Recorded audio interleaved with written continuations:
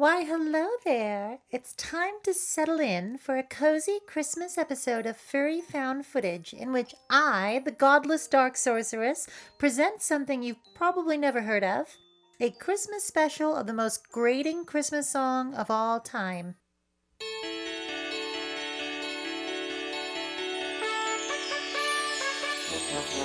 Where have I seen this before? Oh, right. Now, this isn't the first 12 Days adaptation. There have been others, some charming and some, serviceable. But this is the one with furries, so we're doing it. I've got great news, though. It is starring Phil Hartman, legendary Simpsons and Saturday Night Live alum. So that's a treat. We start with our narrator, a perfectly plump partridge who I wouldn't kick out of bed for eating birdseed. She's got it going on. You may be wondering, how on earth did they adapt this awful song into a talking animal cartoon? Well, apparently this song is a book that you can read, and it takes place in a medieval fantasy land, my favorite, with this giant meathead bear knight named Sir Carolboomer. Sir Carolboomer. That's Carol and Booma. He's your typical vain, traditionally masculine monstrosity. Think Drake from Pebble and the Penguin. Say no, poor dove, and you're a shark's dinner. Except he's appropriate for a kid's movie. I don't usually go in for bears, but he's got a long snout and a really cute design. So, get it. Carolboomer is obsessed with Princess Silverbell and has wanted to marry her for years. But since she's so melancholy and morose, what she really wants is a guy who can make her laugh.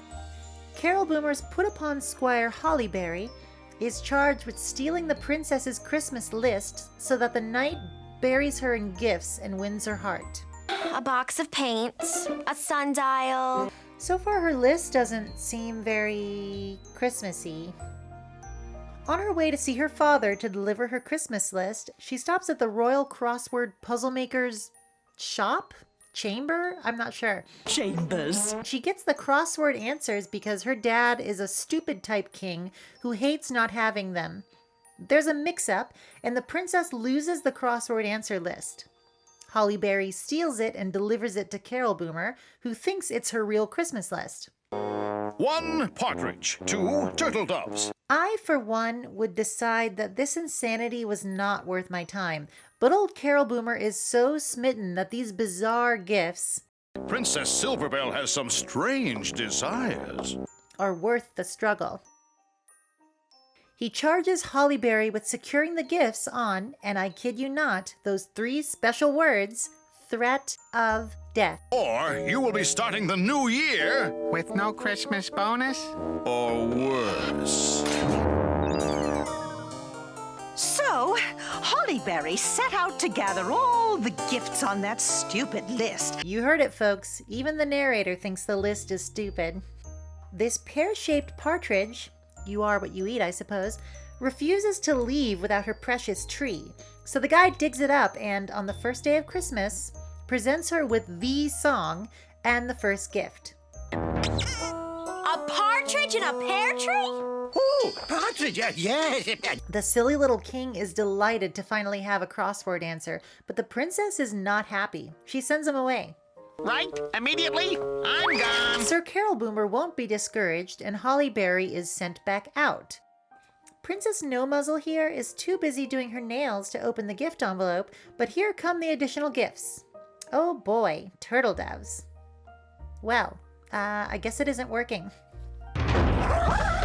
So, as you can expect, this process continues, but one of the rather ingenious ways they keep this terrible song from getting too tired is to mix up the genres. For the 3rd day, we have doo-wop. Hey, your humorlessness. Check this out. Day of Christmas. On the 4th day, we have a surprise guest appearance by Bob Dylan. On the 4th day of Christmas, a true love gave to me. And no, that's definitely not the real Bob Dylan. He's not a bear. Can I just say, it's weird enough that Holly Berry retrieves the golden rings from a giant, but the fact that this giant is the only human we see in the world of animal folk is unsettling when you think about it too deeply. For the 5th day, we're treated to a Sinatra-style big band number. And on that 5th day of Christmas, my lady gave to me.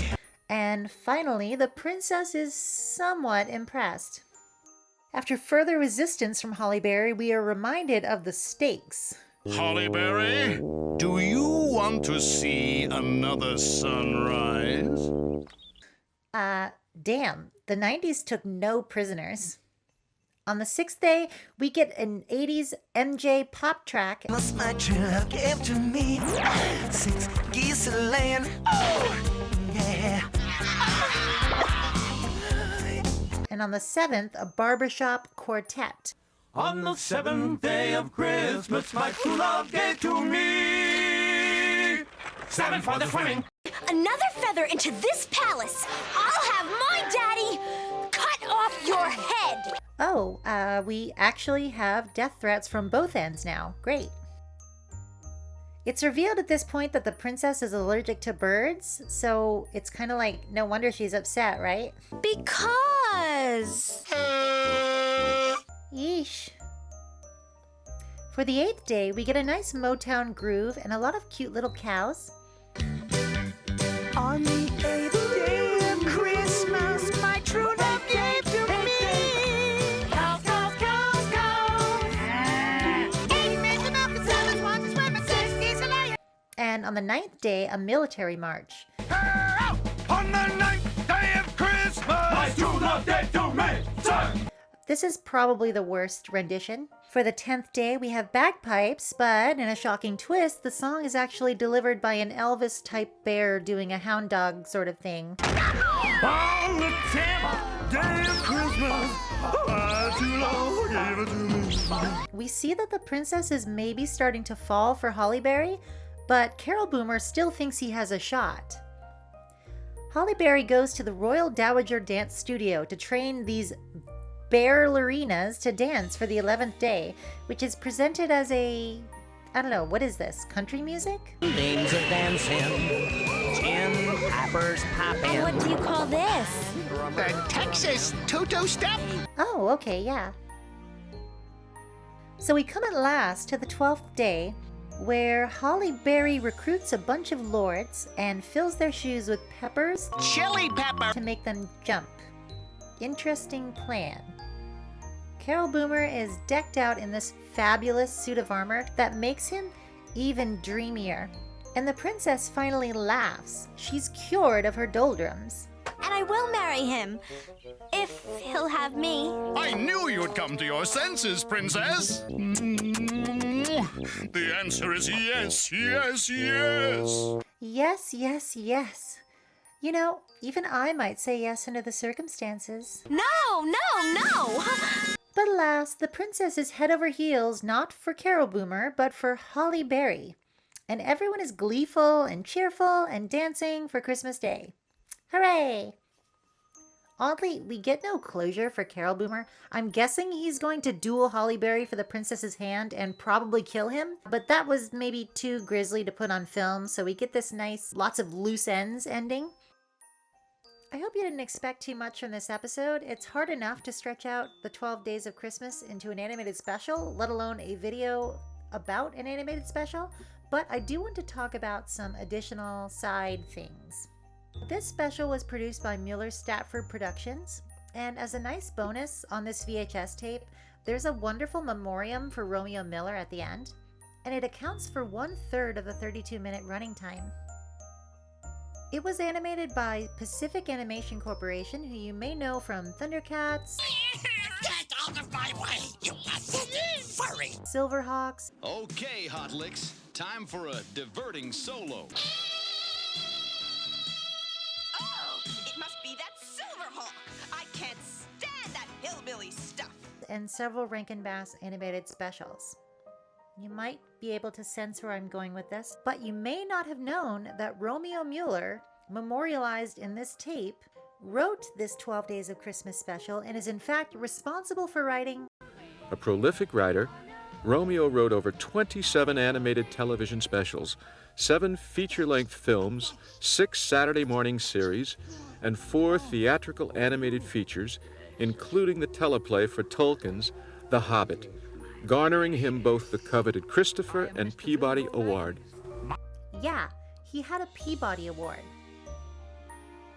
This is one of the reasons why, in all the years I've been seeking out and viewing old animated movies, I've evolved from viewing them as awful or comical due to low quality. There's so much negativity surrounding old animation, but the truth is, a lot of these specials had low budgets, and soulless Gigacorp Disney cannot be the standard for animation. It just can't. It's like saying the only good books are written by one author. It's simply not true. In this case, this silly but serviceable animated special is backed by a Peabody-winning writer with an enormous body of work.